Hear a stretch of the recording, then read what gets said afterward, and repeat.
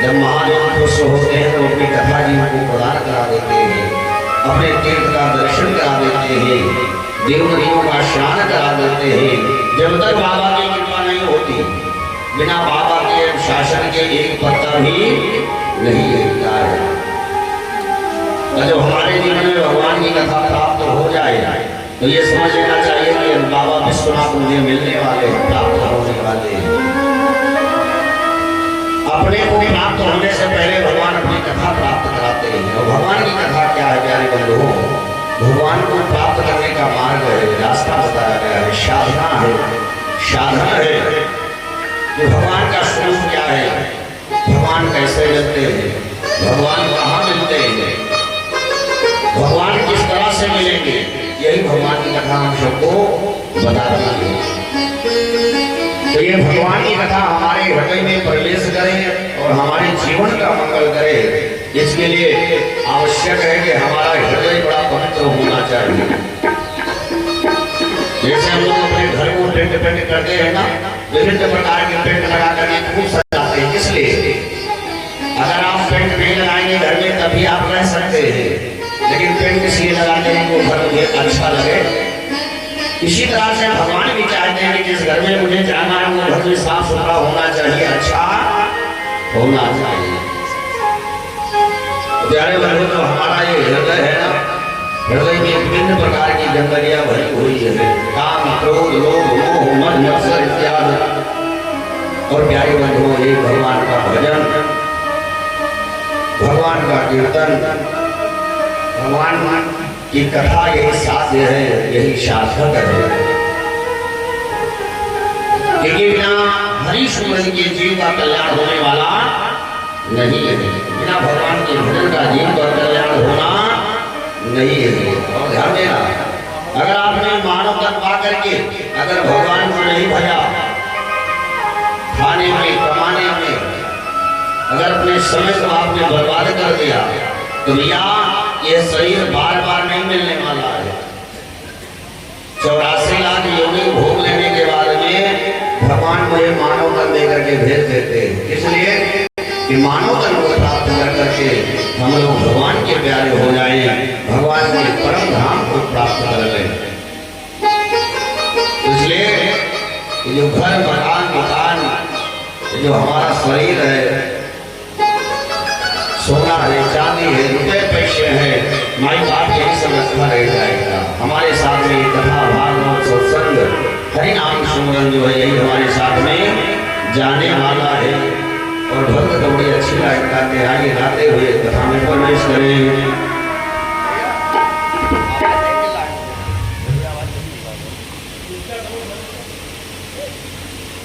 भक्तजन गाते हैं कि जो आपका सोना, चांदी, रुपया, पैसा, कपड़े हैं ना, ये सब यही भरे रह जाएंगे। कि काया मजा न देगी और कंगन मजा न देगा। भैया ध्यान देना, अगर कोई थोड़ा सुंदर कपड़ा पहन ले, सोना चांदी का पहने रहे ना, तो पड़ोसियों को देख करके लोग मुस्कुराते रहते हैं। क्यों? क्योंकि हम गुजरात थोड़ा सोना मुझे पहन करके रखे, आपसे अच्छा कपड़ा पहन करके रखे, लेकिन माई बाप ये सोना, चांदी और कपड़ा सब ये रखा रह जाएगा, कुछ भी जाने वाला नहीं है। भक्त कहता है कि काया मजा न देगी, कंगन मजा न देगा, काया मजा न देगी, कंगन मजा न देगा, काया मजा न देगी, कंगन मजा न देगा, काया मजा न देगी,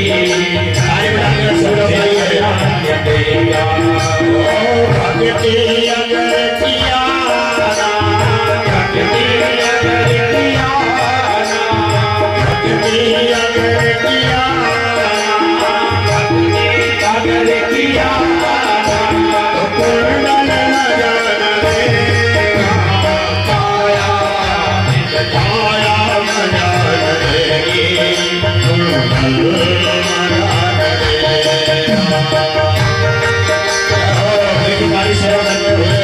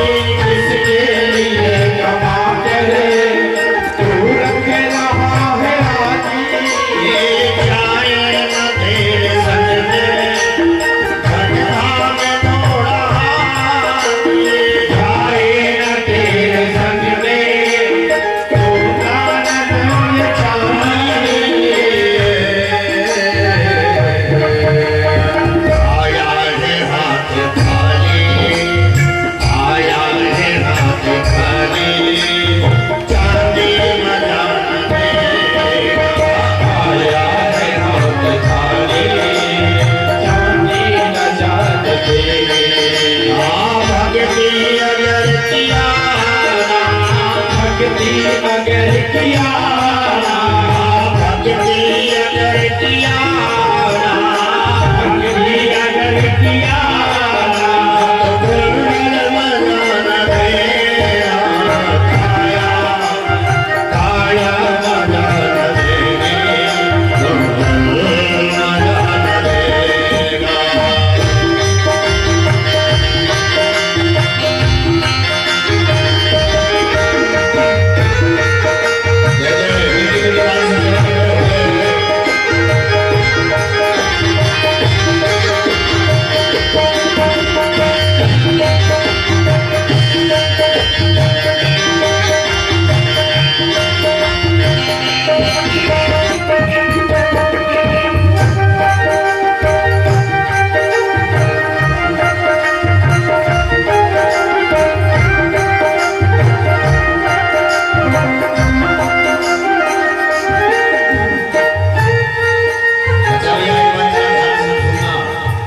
इस संसार में कोई किसी का साथ देने वाला है नहीं है।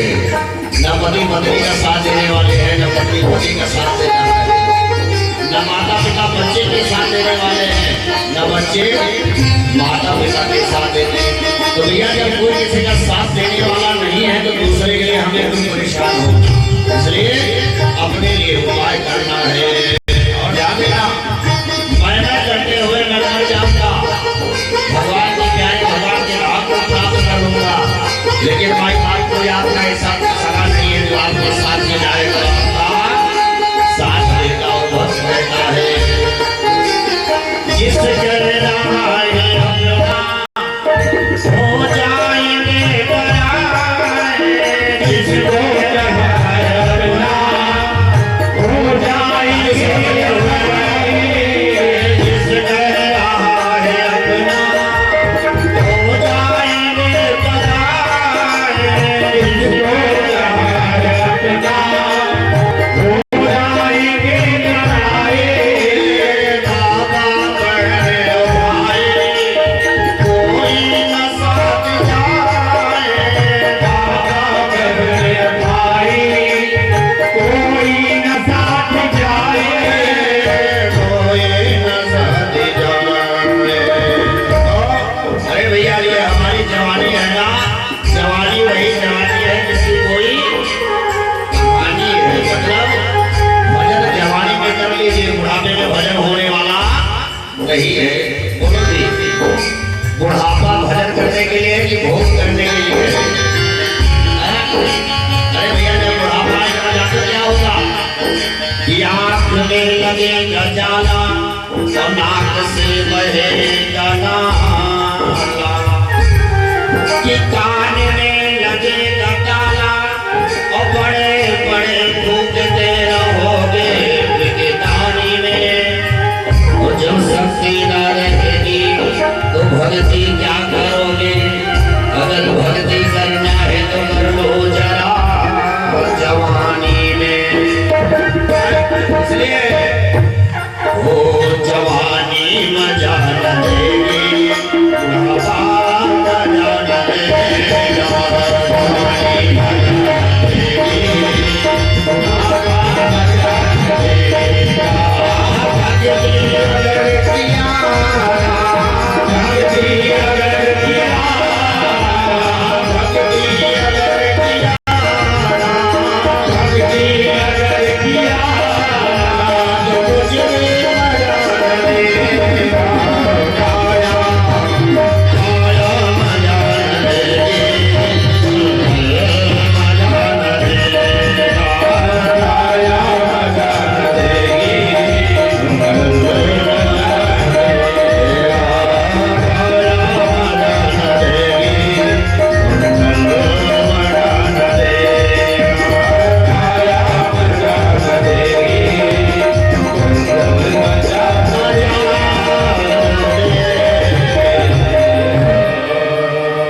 बोले श्री गौरी शंकर भगवान की जय। आदिशक्ति श्री दुर्गे मैया की जय। आदि के आनंद की जय। नमः पार्वती पतये हर हर हर महादेव।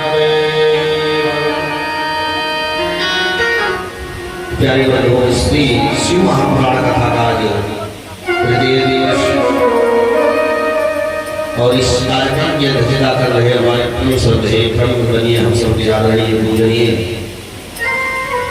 पंडित श्री कृपा शंकर शुक्ल जी के द्वारा 21 नंबर व्यवस्था हम सभी भक्तों को उपलब्ध कराई गई, जिनकी संरक्षण में देखिए आपके जीवन में जब आपके गुरु आपके अनुकूल हो जाए तो फिर कोई कार्य संभव नहीं रह जाता है। और शास्त्रों में कहा गया है कि गुरु तेनु भवानी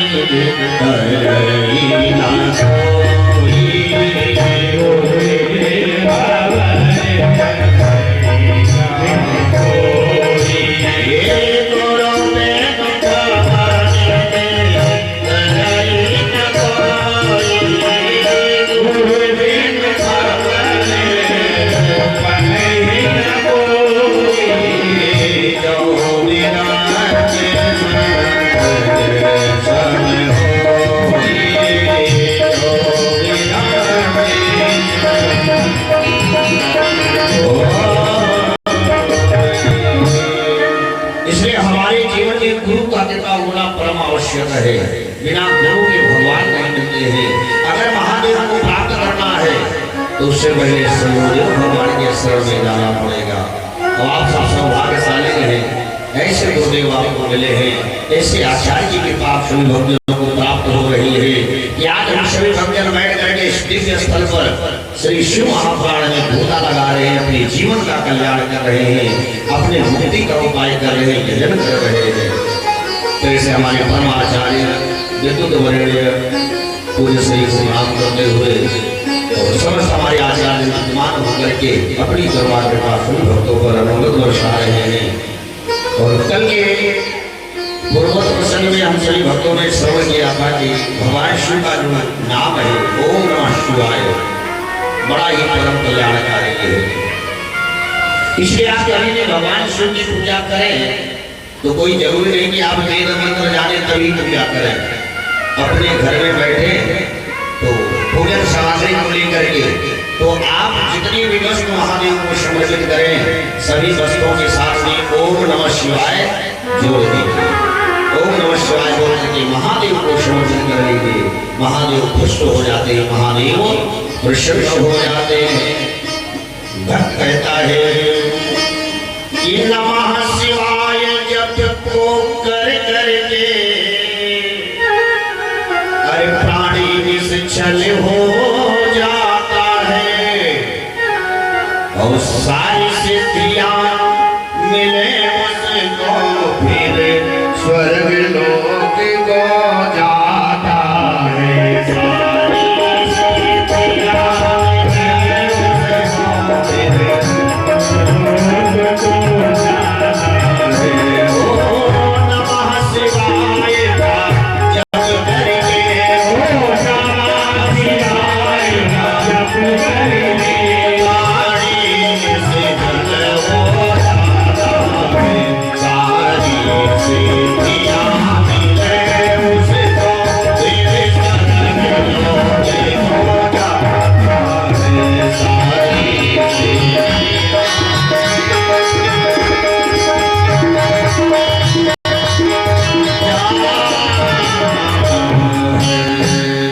तो जीवन में अगर आप केवल एक आदत डालेंगे, देखिए अच्छा ओम नमः शिवाय कब बोले, आज लोग संशय में रहते हैं कब बोले कब ना बोले, कब बोलना चाहिए कब नहीं बोलना चाहिए। देखिए भगवान का नाम के लिए बताया गया है कि भाय को भाय अनख आलस और नाम जपत मंगल दिशि दसो। हम लोग अपने कार्य को करते हैं तो कार्य हमारा सही हाथ करता है कि मुंह करता है। भाई जिस कार्य को आप करते रहे उसमें क्या बोलना है ओम नमः शिवाय। माताएं हमारे घर में सफाई कर रही, झाड़ू लगा रही है तो झाड़ू हाथ लगाता है कि मुंह लगाता है। मतलब आप जब शिवमय हो जाएंगे, ओम नमः शिवाय का जाप करेंगे तब आप महादेव से जुड़े होंगे। और जब महादेव से आप हो जाएंगे, सोते जागते उड़ते बैठते आप क्या बोलेंगे ओम नमः शिवाय। इसलिए आप कभी श्री धाम अयोध्या जाना, श्री धाम वृंदावन जाना, बाबा विश्वनाथ की नगरी में जाना, जितने महात्मा आपको मिलेंगे ना, अयोध्या जाओगे तो क्या करने मिलेंगे? सीताराम सीताराम सीताराम। आप प्रणाम भी करोगे तो आशीर्वाद नहीं देंगे, क्या बोलेंगे? अरे भाई बोलो ना दूर से, सीताराम, है ना? और कहीं अगर आपने रास्ता पूछा तो इशारा उंगली से करेंगे, हाथ से, और सीताराम सीताराम बोलेंगे। और कभी आप अयोध्या जाना, वैसे शास्त्रों में तो बताया गया है कि सोते हुए व्यक्ति को जगाना सबसे बड़ा महापाप है। कभी व्यक्ति सोया हो उसको जगाना नहीं चाहिए। लेकिन भैया अगर कोई जान के सोया हो, है ना, हाँ, नाटक करके सोया हो, आराम कर रहा हो, उठने की इच्छा ना हो, उसको जगाने में कोई दोष भी नहीं है। एक जगह में ऐसे कथा करते और मैंने बता दिया, क्या भाई सोते हुए को जगाना पाप लगता है। एक बहुरानी बैठी थी, सासू का उनका झगड़ा इसी बात को लेकर के होता था कि बहू रानी 8 बजे 10 बजे सो करके उठे, सासू माँ घर की सफाई करे, घर का कार्य करे। अब तो महाराज वहां पर मामला बिगड़ गया, बहुत खुश कि सोते हुए को जगाना पाप है। सासू माँ दौड़ी आई कि गुरुजी एक तो मेरी बहू पहले ही 10 बजे सो करके उठती है, अब आपने कथा में बता दिया कि सोते हुए जगाना पाप है, वो क्यों 12 बजे जगेगी, है ना? फिर मैंने कथाओं को खोज करके बहुत दूसरे दिन आए, मैंने उसको सुनाया। देखिए भैया, शास्त्रों में बताया गया है कि सोने से पहले व्यक्ति को बिस्तर का त्याग कर ही देना चाहिए। जो व्यक्ति सूर्य उदय के समय अगर बिस्तर पर रहता है तो भगवान भास्कर उससे नाराज होते हैं। उसकी आयु, उसकी लक्ष्मी, उसकी यश कीर्ति को भगवान सूर्य छीन कर देते हैं। तो भैया कभी आप अयोध्या जाना और कोई महात्मा सो रहे हो तो जगने की प्रतीक्षा करना, या जाना तो जगाना नहीं, सीताराम सीताराम बोलता केवल बस। क्या बोलना? सीताराम। और ध्यान देना, जब आप सीताराम बोलोगे ना तो महात्मा उठेंगे तो सबसे पहले क्या बोलेंगे मुझसे? सीताराम सीताराम। क्यों? क्योंकि महात्मा लोग 24 घंटे क्या जपते हैं? सीताराम। तो सोते हुए भी उनका भजन चलता रहता है, सोते समय भी वो भजन में रहते हैं। इसलिए भाई बाप आदत में ओम नमः शिवाय मार ले। जिस देश में परिवेश में रहे, अरे राधा रमण राधा रमण राधा रमण जिस देश में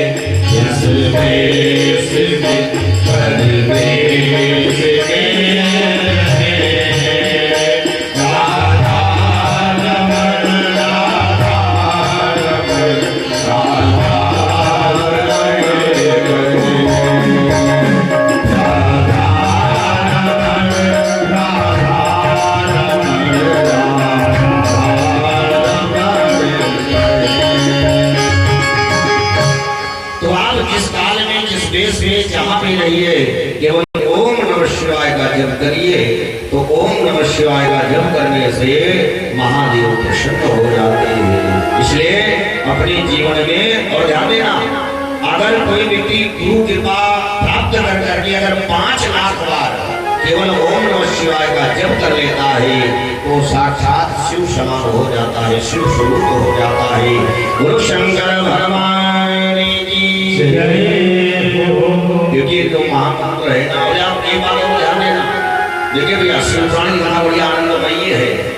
भगवान नारायण आपको जीवन तो दे सकते हैं, भगवान ब्रह्मा आपको जीवन दे सकते हैं, लेकिन जो उन्होंने अपने आपके जीवन में लिख दिया उसको मेट नहीं सकते, उसको बदल नहीं सकते, है ना?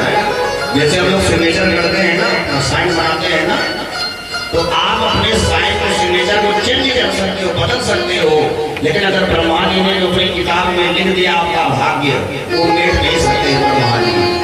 भगवान नारायण भी आपके भाग्य को मेट नहीं सकते, लेकिन एक हमारे यही है देवादेव महादेव जो आपके भाग्य को मेट सकते हैं। भाभी वो मेट सकई त्रिपुरारी। भगवान शिव के अंदर वो सामर्थ्य है, वो पुरुषार्थ है।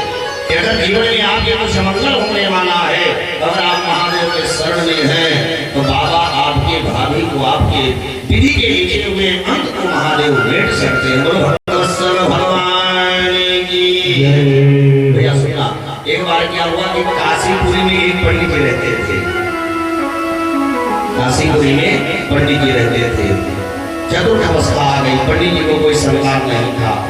ध्यान देना, दो पूजा ऐसी हैं कि जहाँ पर रहने वाला व्यक्ति कभी दुखी नहीं हो सकता है। एक श्री अवधपुरी और दूसरे बाबा की विश्वनाथ की पुरी। एक दिन महादेव प्रकट हो गए, पंडित जी की श्रद्धा भक्ति साधना को लेकर के और पंडित जी से निवेदन किया, पंडित जी मैं देखता रहता हूँ महाराज आप इस तरह से हर दिन इसी मेरी नगरी में घूमते रहते हैं, वो मलिन परेशान रहते हैं, इसका क्या कारण है? पंडित जी ने कहा क्या बताओ महादेव, महाराज शास्त्रों में बताया गया है कि अगर किसी व्यक्ति को कोई संतान न हो तो पतित होता है, पावन होता है, पवित्र होता है।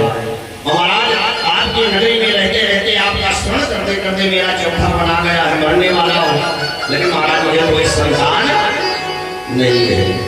महादेव ने कहा कि विप्रदेव परेशान ना जाइए, मैं आशीर्वाद देता हूँ आपको संतान प्राप्त हो जाएगी। लेकिन ध्यान देना, संतान की आयु केवल 12 वर्ष होगी। कितने वर्ष? अरे भाई संतान की आयु केवल 80 वर्ष की। तो पंडित जी महादेव ने सोचा कि 90 में पंडित जी चले जाएंगे और उसके बाद में फिर को संतान को चाहिए नहीं, फिर मैं उसको अपने पास अपने सानिध्य में बुला लूंगा। लो भैया पंडित जी को कहा, पंडित जी खुश हो गए। पंडित जी ने सोचा कि जहाँ है नहीं 12 वर्ष के लिए पुत्र मिल जाएगा तो कम से कम लाड़ प्यार कर करके दुलार कर करके जो हमारे जीवन में कमियां मेरी कमियां पूर्ण हो जाएंगी। लो भैया धीरे धीरे समय आ गया और पंडित जी ने एक पुत्र को जन्म दे दिया। लेकिन धीरे धीरे जैसे समय बढ़ता गया बच्चे का आयु बढ़ती गई, पंडित जी के हृदय में दर्द पीड़ा वेदना हो पड़ती गई। पंडित जी सोचने लगे ये मेरा पुत्र मुझे मिला कितने वर्ष के लिए? 12 वर्ष के लिए। 12 वर्ष के बाद मेरा पुत्र संसार को छोड़ करके चला जाएगा। पंडित जी ने सोचा, और ध्यान देना भैया पुत्र मोह जो होता है ना, शायद बड़ा खतरनाक होता है ना, पुत्र मोह जो होता है। पंडित जी बड़े परेशान रहने लगे। अब तो महाराज पंडित जी उस बच्चे को लेकर के पंडित जी ने सोचा कि 12 वर्ष में मेरे पुत्र को मरना है तो कम से कम इसको चारों धाम की यात्रा एक बार करा दो। अब पंडित जी अपने बच्चे को लेकर के ओम नमः शिवाय का जाप करके तीर्थ यात्रा करने लगे। अब महाराज रास्ते में दिन मिल गए सप्त ऋषि मिल गए।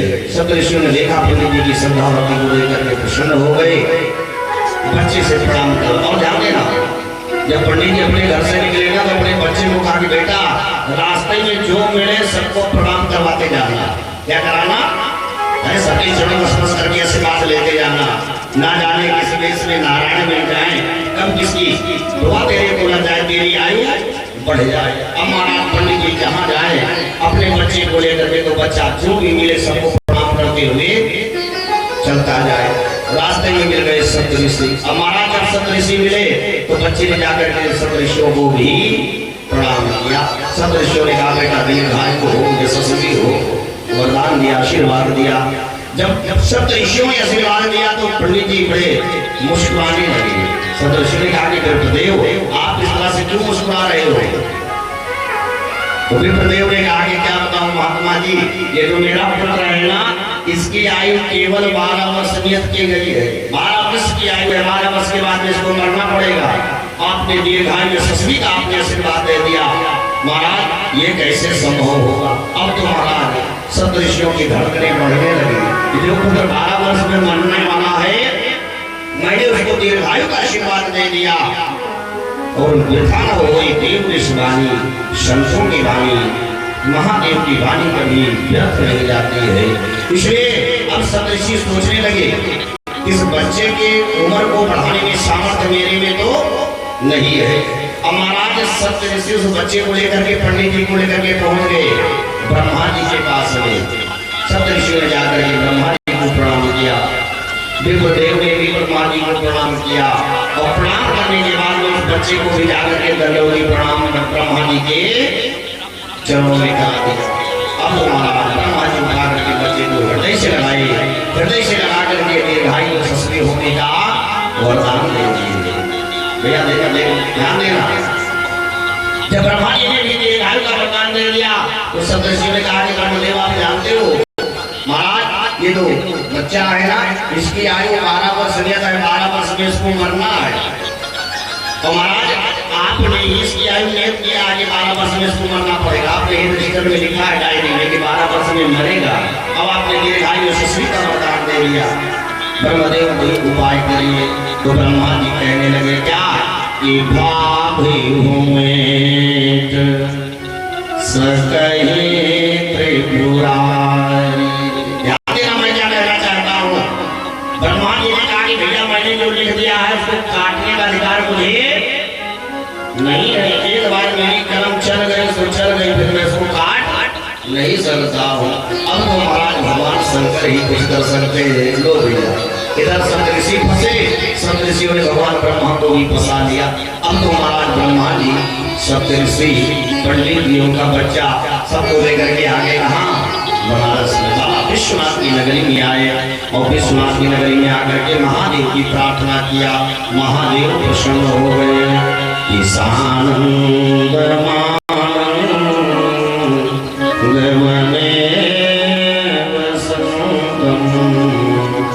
आनंद कंदम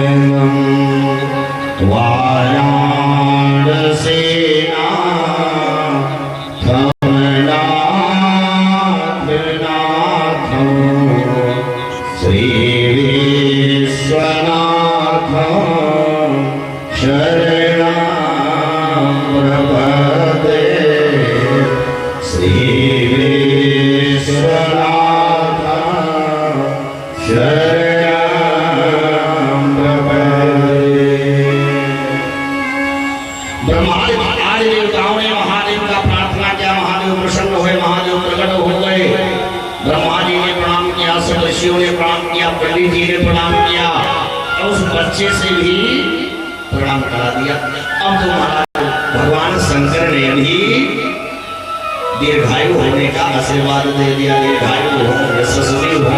जब भगवान शंकर ने आशीर्वाद दे दिया तो ब्रह्मा जी ने कहा कि महादेव आपकी कृपा से बच्चा पंडित जी को मिला। अब आपने ही कहा था कि 12 वर्ष इसकी आयु होगी। और महाराज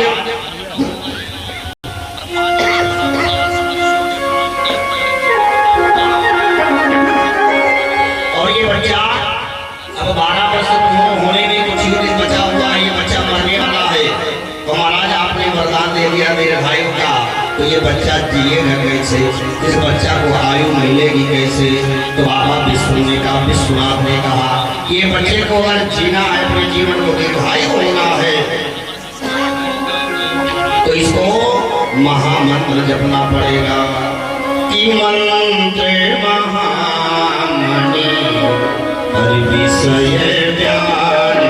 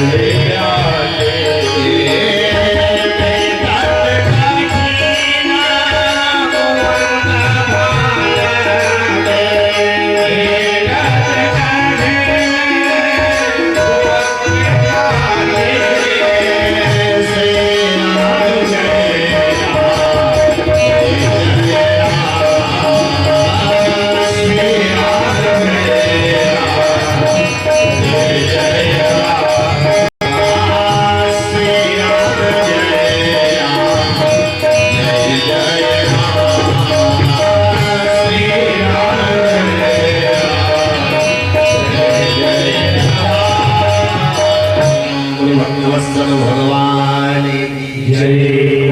और ध्यान देना, दो पुरिया ऐसे है जो मोक्षदायिनी पुरिया है। एक अवधपुरी, अयोध्या के लिए कहा गया है कि अवध तजे तनु नहीं संसारा। अगर कोई अयोध्या में मरता है तो संसार सागर में आना नहीं मिलता है। इसी तरह से भैया बाबा विश्वनाथ की नगरी है, अगर विश्वनाथ की नगरी में कोई प्राण को त्यागे तो फिर उसको संसार सागर में आना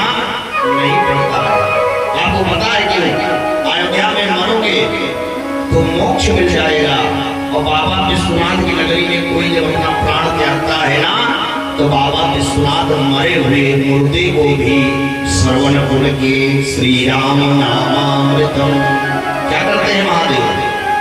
इसलिए कहा जाता है कि अगर मुर्दे को बाबा विश्वनाथ की नगरी में ले जाकर के जला दिया जाए तो उसको मुक्ति मिल जाती है। क्यों? क्योंकि मरने वाले व्यक्ति को भी मरने के बाद में बाबा विश्वनाथ राम नाम मंत्र की दीक्षा देते हैं। श्रवण कुल के श्री राम नामामृतम, श्री राम नाम रूपी अमृत का पान मरे हुए मुर्दे को महादेव प्रदान करा देते हैं, तारक मंत्र प्रदान करा देते हैं, इससे उसका मोक्ष हो जाता है। इसलिए महादेव ने कहा कि अगर ये बच्चा इसी काशीपुरी में रहे, ओम नमः शिवाय ओम नमः शिवाय राम राम का जप कर, इसको मुक्ति अवश्य ही मिल जाएगी। क्योंकि भांति सकहि त्रिपुरारी, ये पुरुषार्थ की सामर्थ्य केवल महादेव में है। इसलिए हर व्यक्ति को महादेव के शरण रहना चाहिए। इसलिए आइए कुछ क्षण के लिए हम लोग ओम नमः शिवाय का जाप करें। और ध्यान देना, ओम नमः शिवाय दुनिया का सबसे प्रसिद्ध मंत्र और सबसे सिद्ध मंत्र है भाई का। इसलिए महादेव के मंदिर में जब जाएं, मंत्र ना याद हो दो मंत्र, एक ओम नमः शिवाय और दूसरा आरती करने के बाद में कर्पूर गौरम करुणावतारम संसारिशायम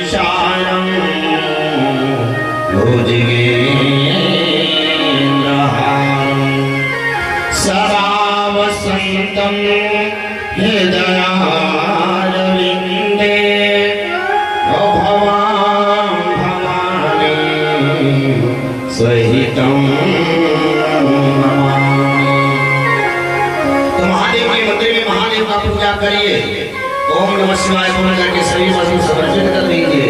आरती करने के बाद में केवल ये महामंत्र कर्पूर गौरम बोल लीजिए, बहुत शक्तिशाली है।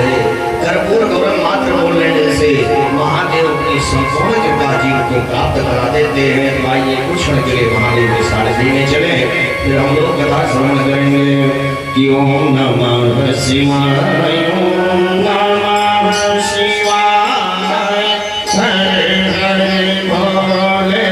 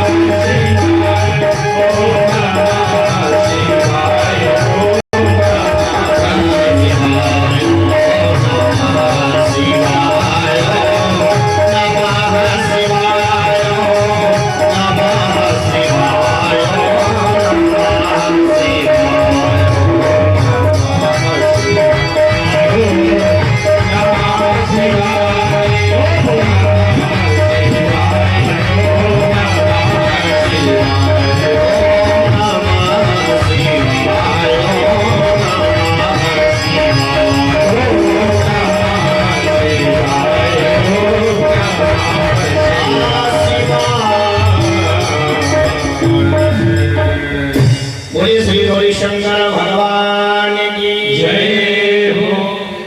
इसलिए प्यारे बंधुओं, जब जब जीवन में अवसर मिले अवसर का सदुपयोग करें और महादेव को भजे।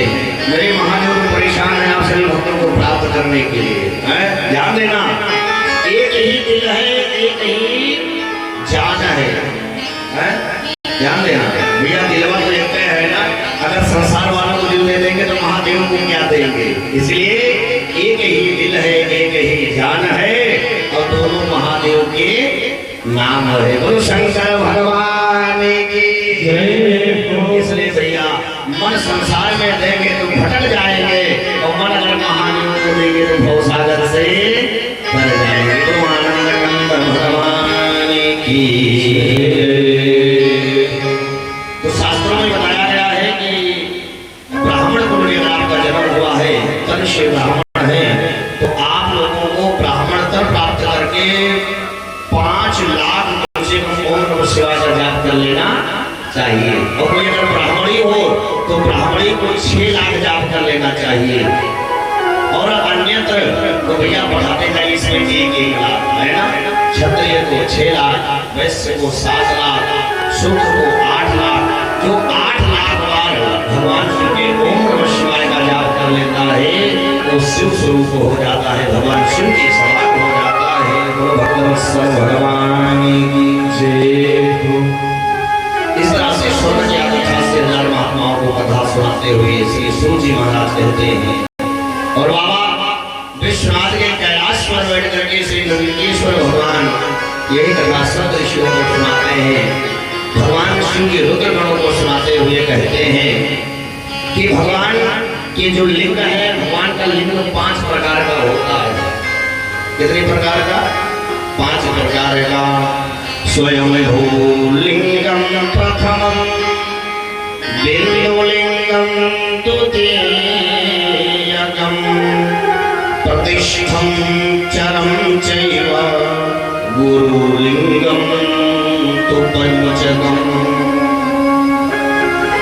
सभी सर्वप्रथम भगवान का जो शिवलिंग है वो स्वयंभू लिंग है। स्वयंभू मतलब समझते हैं कि महादेव स्वयं प्रकट होते हैं। दूसरा है बिंदुलिंग, तीसरा है प्रतिष्ठित लिंग, चौथा है चरलिंग और 5वां है गुरुलिंग। तो भैया स्वयंभू लिंग कौन सा है? जिनकी आराधना, जब महादेव की आराधना संत जन करें, देवता लोग करें, तो महादेव आराधना तपस्या को लेकर के जब प्रकट हो जाते हैं तो उसको बोलते हैं स्वयंभू लिंग, है ना। कल मैं चर्चा कर रहा था, आप कभी मैया नर्मदा का स्नान करने जाना, दर्शन करने, प्रणाम करने जाना, तो मैया नर्मदा में जितने भी कंकड़ कंकड़ हैं वो सब कंकड़ कंकड़ क्या है? शिव है। उनमें कभी भी प्राण प्रतिष्ठा करने की आवश्यकता नहीं पड़ती है। एक छोटे से शिव जी को ले आना और अपने घर में रखना। तो भैया सबसे विशेष फलदायी जो नर्मदेश्वर महादेव है, हम सबको शुभ प्रदान करने वाले हैं। वो कौन है? वो स्वयंभू है। स्वयंभू मतलब स्वयं प्रकट हुए हैं। जिनका ऋषि मुनि और देवताओं की तपस्या को लेकर के जब महादेव प्रसन्न हो जाते हैं तो स्वयं प्रकट हो जाते हैं। इसको कहते हैं स्वयंभू लिंग। और ध्यान देना, दूसरा है बिंदु लिंग। बिंदु लिंग में प्रणव युक्त लिंग को मंत्र से लिख कर करके, ध्यान देना, प्रणव युक्त मंत्र को लिख कर करके और मंत्र से लिख करके इस लिंग की प्रतिष्ठा की जाती है। बिंदु लिंग इसको बोलते हैं, है ना। प्रणव मंत्र ओंकार ओम नमः शिवाय को लिख कर करके और महादेव की प्रतिष्ठा किया जाए, जिसको क्या बोलते हैं? बिंदु लिंग बोलते हैं। तीसरा लिंग है प्रतिष्ठित लिंग।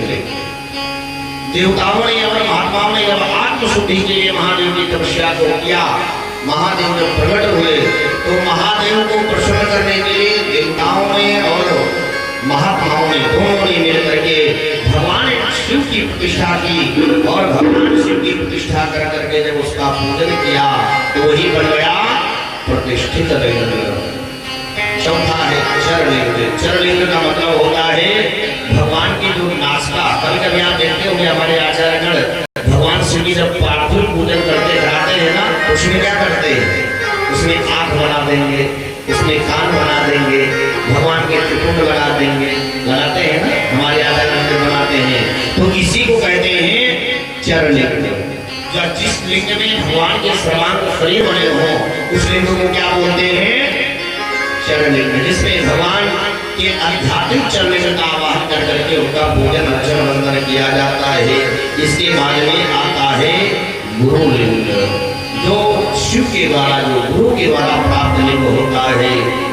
और शिष्य गुरु की जिह्वा रूपी लिंग में मंत्र रूपी वीर्य कान रूपी योनियों में प्रवेश करने से वो मंत्र पुत्र कहलाता है। ध्यान देना भैया, जो गुरुलिंग होता है ना, गुरुलिंग में इसको बनाने की आवश्यकता नहीं पड़ती है। गुरु के द्वारा जो मंत्र मिला है उसी का मंत्र का निरंतर अगर जाप किया जाए तो आपके हृदय में वो स्वयं प्रकट हो जाए, उसी को बोलते हैं गुरुलिंग। जो गुरु की कृपा से महादेव की सानिध्य सुने जाने से महादेव का प्राकट्य होता है। इसलिए भगवान को कहते हैं कि स्वयं हो बिंदु प्रतिष्ठा अरे गुरुलिंग जगत में होते हैं। शिव भक्ति करे पूजा की यहाँ शिव भक्ति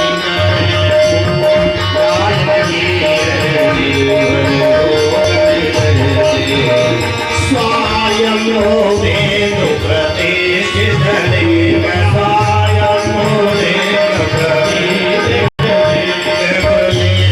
जगत में होते हैं। गुरुलिंग जगत में होते हैं। शिव भक्ति करे पूजा इनकी, शिव भक्ति करे पूजा इनकी यहाँ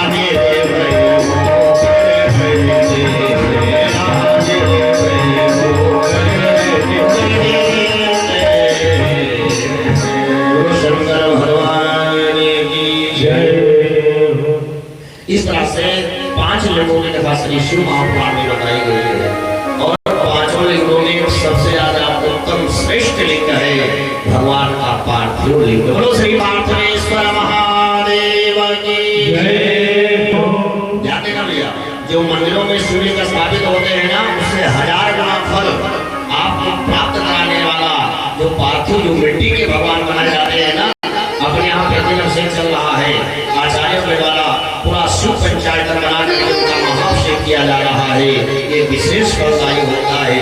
तो एक बार अपने जीवन में पार्थिव लिंग भगवान की पूजा जरूर कर लेना है ना। पार्थिव लिंग की पूजा किसने किया था?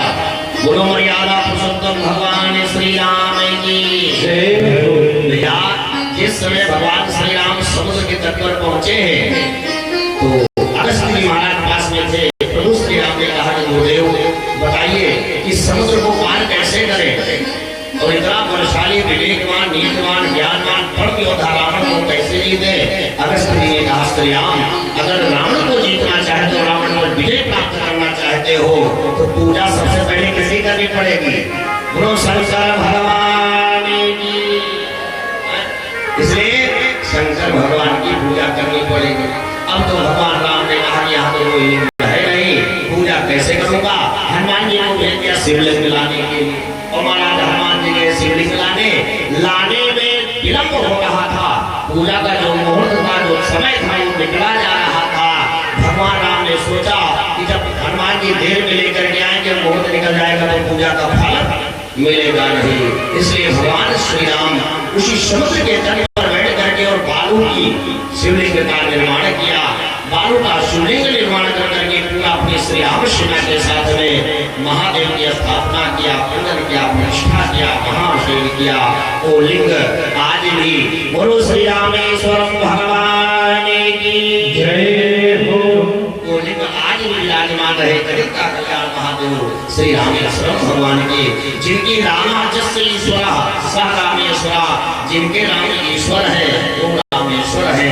आज रामेश्वर भगवान बैठ करके जगत का कल्याण कर रहे हैं। इसलिए भैया 12 ज्योतिर्लिंग का तो दर्शन करना परम आवश्यक है ही, लेकिन जब तक आप रामेश्वरम भगवान का दर्शन नहीं करोगे तब तक आपको सभी ज्योतिर्लिंगों का दर्शन करने का फल नहीं प्राप्त होगा। इसलिए एक बार जीवन में रामेश्वरम भगवान का जाकर के दर्शन पूजन जरूर कर लेना। तो भैया पार्थिव पूजन सबसे पहले किसने किया था? भगवान श्री राम ने किया था।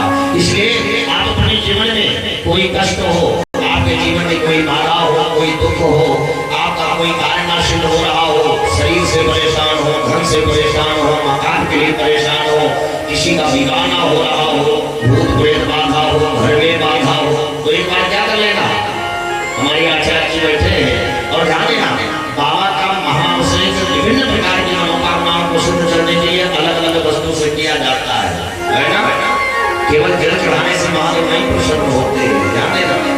इसलिए जिसकी जो मनोकामना हो, अगर किसी को चकाचक लक्ष्मी की चाहिए ना, बढ़िया 516 सी गड्डी, क्या करना, गन्ने के रस से कर लेना। किसी के शरीर में अगर रोग दोष हो तो पुरुष से कर लेना, गिरोही से, कुश से कर लेना, आपका रोग दोष दूर हो जाएगा। और ध्यान देना, अगर किसी को शत्रु परेशान कर रहे हो, किसी के दुश्मन हो और परेशान कर रहे हो, तो महादेव का अभिषेक सरसों के तेल से कर लेना। क्या होगा, शत्रु आपके शांत हो जाएंगे, आपके अनुकूल हो जाएंगे। और किसी के अगर संतान ना हो रही हो तो या दूध से कर लेना। किसी के यहाँ पित्त बाधा हो तो दही से महादेव का अभिषेक कर लेना, भात से अभिषेक कर लेना। महादेव प्रसन्न होकर के आपकी मनोकामनाओं को अवश्य पूर्ण करेंगे। भक्तवत्सल भगवान की जय। अभी श्रावण का वातावरण करते हमारे आचार्य लोग पूरे लखनऊ में हम लोग घूम घूम करके किसका पूजन कराते हैं, पार्थेश्वर महादेव का। और ध्यान देना, अगर निर्मल मन से कर लिया जाता है, सच्चे मन से कर लिया जाता है, महादेव जाने कितने लोगों का कल्याण कर दिए, अभी भी कर ही रहे हैं। जिन्होंने सच्चे मन से संकल्प लेकर के पार्थेश्वर भगवान का पूजन किया, तो पूजन करने के प्रभाव से महादेव उसकी मनोकामना अवश्य सिद्ध कर लेते हैं। इस तरह से श्री सूर्य महाराज बताते हैं भस्म प्रकट की कथा। ये महादेव को भस्म विभूति बहुत प्रिय है, महादेव को भस्म जरूर समर्पित करना चाहिए। और ध्यान देना, केवल समर्पित नहीं करना चाहिए, महादेव को भस्म लगा करके अपने भी भस्म लगाना चाहिए। आपको पता है महादेव भस्म क्यों लगाते हैं? जिस समय भगवान शिव दूल्हा बन रहे थे, भूत प्रेत लोग सजा रहे थे, उस समय क्या हुआ, जब संसारिक दूल्हा विवाह करता है उसको क्या लगता है? अरे भाई, आपके बेटे जब दूल्हा बनते हैं तो क्या लगता है? हल्दी का लेपन होता है ना, क्रीम पाउडर होता है। लेकिन जब बाबा विश्वनाथ दूल्हे स्वरूप में सज रहे थे तो बाबा ने कहा कि वहां तो दूल्हा बन रहा हो, बाबा दूल्हे के अनुरूप अपने स्वरूप को बनाना पड़ेगा। लेकिन भूत प्रेतों को बाबा ने आश्वासन दिया, कहा बच्चों देखो भैया, हमारे पास तो कोई व्यवस्था है नहीं, काम करो, चले जाओ श्मशान में और श्मशान में जाकर के बढ़िया ताली ताली भस्म भभूति ले आओ, उसी भभूति को मेरे शरीर में लगा दो। अच्छा, महादेव भभूति क्यों लगाते हैं? भभूति किस लिए लगाते हैं? महादेव कहते हैं मैं अपने शरीर पर भभूति कुछ लिए धारण करता हूँ, इसलिए भभूति को धारण करता हूँ कि मुझे हमेशा ये स्मरण बना रहे कि जो मेरा शरीर है एक दिन राख हो जाना है। बोलो, जिस दिन कोई संसारी दूल्हा बने, मुझे जब संसारी दूल्हा बने तो दूल्हा क्या करता है? अभिमानी रहता है, फिर सबसे श्रेष्ठ अपने को ही समझता है। लेकिन बाबा ने कहा विवाह करने जा रहा हूँ, परिवार होगा, पत्नी होंगे, बच्चे होंगे, संसार गृहस्थी को बसाऊंगा, लेकिन गृहस्थी को बसा करके ये हमारे जीवन में हर क्षण स्मरण होता रहने के मुझे मरना पड़ेगा। ये तन जो है ये राग, इस राग में होना है। तो ये प्यारी से गुलाम भजन श्रवण करते हुए हम लोग ये भजन की कथा में प्रवेश करेंगे। भक्तवत्सल भगवान की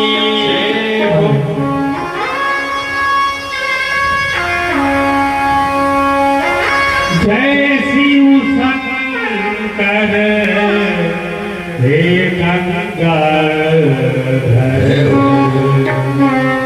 करुणा कर करतारी हरे। जय शिव शंकर हे गंगाधर करतारी हरे। जय शिव शंकर हे गंगाधर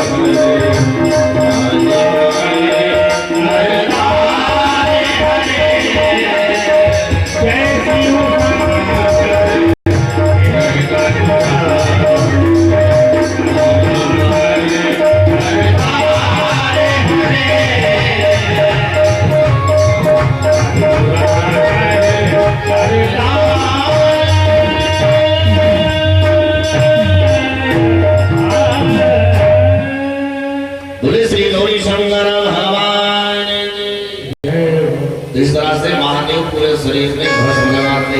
अच्छा भस्म क्यों लगाते? ये कथा इसकी भी है कि एक बार महादेव चराचर का विचरण करने के लिए निकले हुए थे, तो रास्ते में कुछ लोग मुर्दे को लेकर के जा रहे थे, मुर्दे को लेकर के कंधे पर जा रहे थे। तो क्या होता है जब कोई मुर्दा लेकर के जाता है तो क्या बोलते हैं? राम नाम। अरे बोलो ना भैया, राम नाम सत्य है, सत्य बोलो मुक्ति है। तो महादेव ने जब सुना कि राम नाम सत्य है, सत्य बोलो मुक्ति है, तो महादेव को लगा के लगता है जो राम जी है ना इसी मुर्दे के साथ में जा रहे हैं।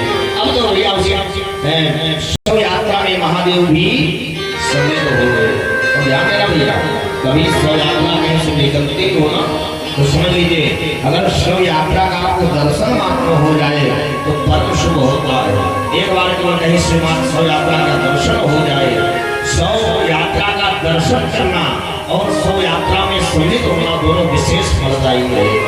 इसलिए कभी कोई किसी के साथ में आगे वैसा न करें।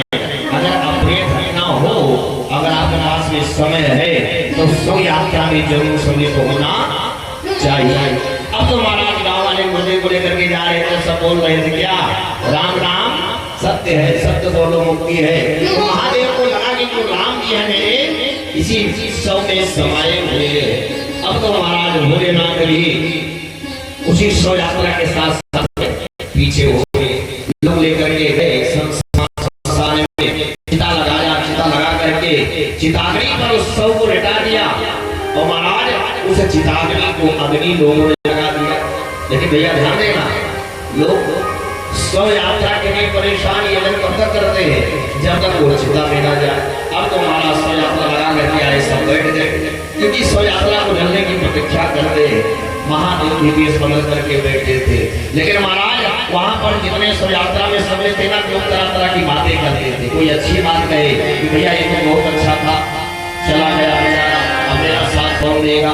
कितने लोग थे ड्यूटी छोड़ करके आए थे, लोग कहने लगे जब इसको मरना ही था तो आज ही मरना था, मरना था तो रविवार को मर जाता। इसलिए कहा कि मेरा पैसा लिया था, मेरा पैसा, मतलब तरह तरह के लोग उस शव के याद से तो महादेव ने सोचा कि अभी ये लोग आए थे क्या बोल रहे थे? राम नाम सत्य है। और देखो भैया, तो मुझे लगना है जो राम नाम है वो किसके साथ में थे? उसी शव के मुर्दे के साथ में थे। भैया आगे लेकर के लोग चले गए और महादेव वहीं पर बैठे रह गए। हुई तो महादेव इसको अपने पूरे शरीर पर उस राख को, उस भस्म को लगा दिया। इसलिए आज भी बाबा विश्वनाथ की नगरी में कभी भी आप जाएंगे तो वहां कभी संस्थान खाली नहीं होता है, कोई ना कोई मुर्दा वहां, मतलब 12 महीने में 365 दिन में 365 मुर्दे वहां अनवरत आपको एक ना एक मुर्दा चढ़ा हुआ जरूर मिलेगा।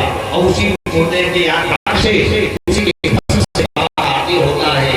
आप कभी महाकालेश्वर भगवान जाए, महाकालेश्वर भगवान की आरती होती है। महाकालेश्वर भगवान का भी प्रमाण है कि वहां पर कोई ना कोई मुर्दा आएगा जरूर। इसलिए महादेव को भस्म बड़ा प्रिय है। इसलिए महादेव को जो भस्म लगाते हैं, भस्म लगाने से वैराग्य की उत्पत्ति होती है। इसलिए महादेव को भस्म जरूर लगा देना चाहिए। भस्म के लगाने से शरीर निर्मल होता है, भस्म के लगाने से मन निर्मल होता है। इसलिए शास्त्रों में बताया गया है कि भस्म जरूर लगा लेना चाहिए। कभी भी भगवान शिव की पूजा करें तो भगवान शिव को भस्म जरूर समर्पित करना चाहिए। बिना भस्म के पूजा संपन्न नहीं होती है। और अपने शरीर में भी लगाना है तो भस्म जरूर लगा लेना चाहिए, क्योंकि आप अगर महादेव की पूजा करते हैं तो आपको शिव में बनना ही पड़ेगा, भगवान शिव के जैसा बनना ही पड़ेगा। इसलिए शास्त्रों में बताया गया है कि भगवान शिव को चिता भस्म को भगवान शिव हमेशा अपने शरीर में चिता की भस्म को लगाए रहते हैं। क्यों? क्योंकि पल पल हमको स्मरण होता है कि एक दिन मुझे संसार से जाना है। इसलिए संसार के व्यवहार शरीर के भस्म को देख करके उसके अनुकूल करें कि जिस शरीर के लिए, इस परिवार के लिए मैं झूठ बोल रहा हूँ, छल कर रहा हूँ, द्वेष कर रहा हूँ, दम सबको पाल करके मैंने रखा है, वो एक न एक दिन भस्म होता है। ये स्मरण हमें हमेशा बना रहे। और ध्यान देना, कभी अभी अपने आप ही क्या हो गया, स्वागत हो गया है, यज्ञ भस्म है ना, यज्ञ नारायण भगवान का जो आहुति का भस्म है, आपको पता है। इसलिए जितनी भी देवी देवताओं का आवाहन हुआ है, हमारे आचार्यगण प्रतिदिन उन देवताओं के नाम से क्या आहुति देते हैं। आपके कभी घर में समस्या हो, कभी शरीर में समस्या हो, किसी को कोई पीड़ा हो, दर्द हो, तो इस भस्म को लगा दिया जाए तो उससे मुक्ति निवृत्ति अवश्य हो जाती है। इस तरह से कि यज्ञों के सारे कष्ट मिटे, अरे मन यज्ञ निर्मल हो जाता है, तन के मन में सब द्वंद्व मिटे, यूं निर्भय होकर रहता है। बोलो, जिस दिन आपको ये लगने लगेगा कि यार मुझे तो मरना है, लेकिन शरीर को त्यागना, इसके लिए परमंश में क्या पढ़ना, उसी दिन आपको शांति मिल जाएगी। और जब तक हम ये सोच रहे नहीं हमें जीवन मिला है, उस जीवन में कोई ऐसी सुविधा नहीं है तो ना बच्चा सब मिल जाए, तब तक परेशानी है ना। जिस दिन आपको लगेगा कि भाई भगवान ने कितनी वसीयत किया, 100 वर्ष से ज्यादा किसी को जीना नहीं है,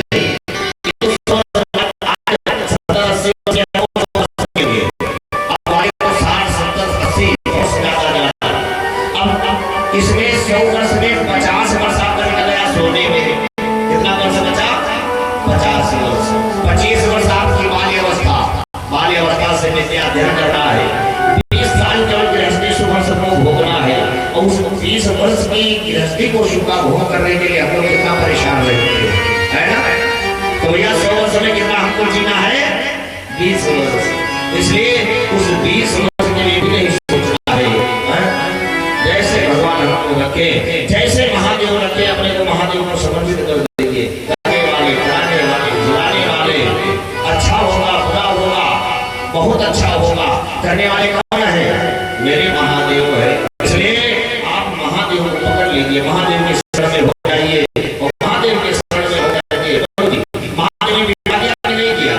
मेरी पार्वती है, 2 बच्चे हैं, 2 बेटे हैं, 2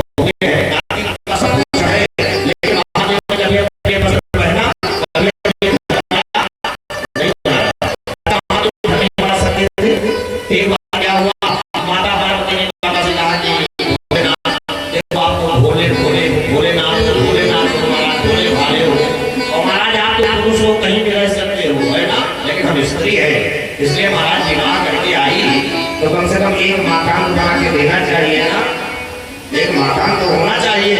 महादेव ने कहा हाँ देवी बात तो सही कह रही हो। तो महादेव ने बुलाया, कहा कुंवर जी आज मेरी देवी पार्वती ने पूरे जीवन में आज पहली बार कुछ मांगा है, इसलिए इस पार्वती को एक मकान बना करके गिफ्ट करना है। इसलिए बढ़िया सोने का चमचमाता हुआ मकान बना। हम लोग भैया चमचमाता हुआ मकान बन गया। अगर हम लोग मकान के एक कमरा बनाते हैं तो जो कम जानकार पढ़ने की होंगे उनको बुलाएंगे, अपने घर की तरफ मिलकर के पूजा पाठ कर लेंगे, मेरे प्रवेश कर लेंगे।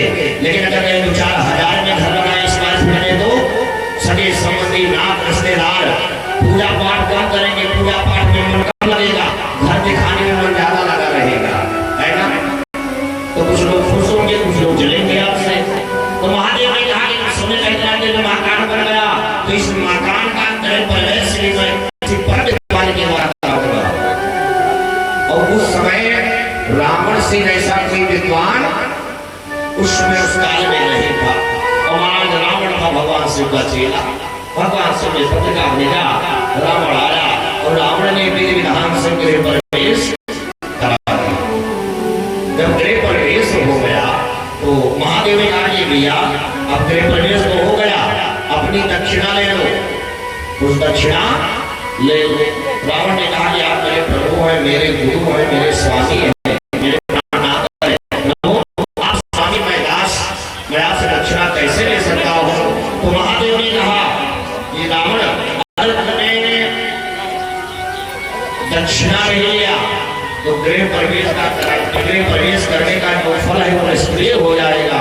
अगर पूजा कराया जाए, यज्ञ कराया जाए, अथवा जाए, कोई भी पूजा कराया जाए, अगर उसके बाद में दक्षिणा पंडित जी को न दिया जाए तो भैया वो पूजा कभी संपन्न नहीं होता, उसका फल प्राप्त नहीं होता है।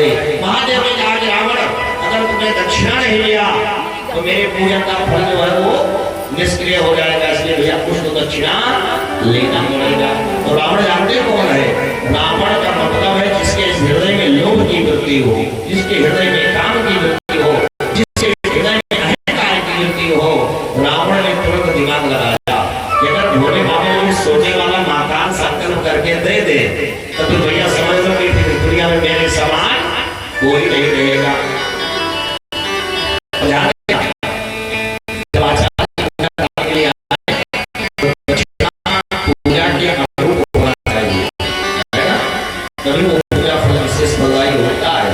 रावण ने कहा कि देखो इतने भी ध्यान से मैंने गृह प्रवेश कराया और बाबा के पास में कुछ दिख भी नहीं रहा है, देखिए मुझे एक झोली है उसमें खजाने क्या हो क्या ना हो, जब इनके पास कुछ है ही नहीं तो मुझे देंगे क्या।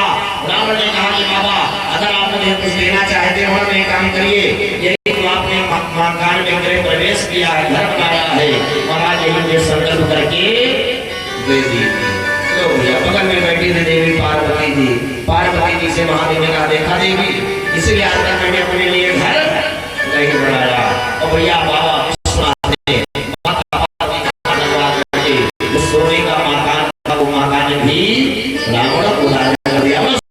भगवान की इसलिए महादेव की जैसे दुनिया में कोई नहीं है। अगर हम भी चाहते हैं हमारे जीवन में आनंद की प्राप्ति हो तो महादेव को अनुसरण करना चाहिए। कि क्या निराला ठाठ है विषधारी का, रहते संसार में पड़े रहते हैं, से कोई मतलब नहीं है। कैलाश पर बैठे रहते हैं, भूत प्रेतों के बीच में रहते हैं, लेकिन बाबा हमेशा प्रसन्न चंद्रा में रहते हैं, प्रसन्न रहते हैं। कि क्या निराला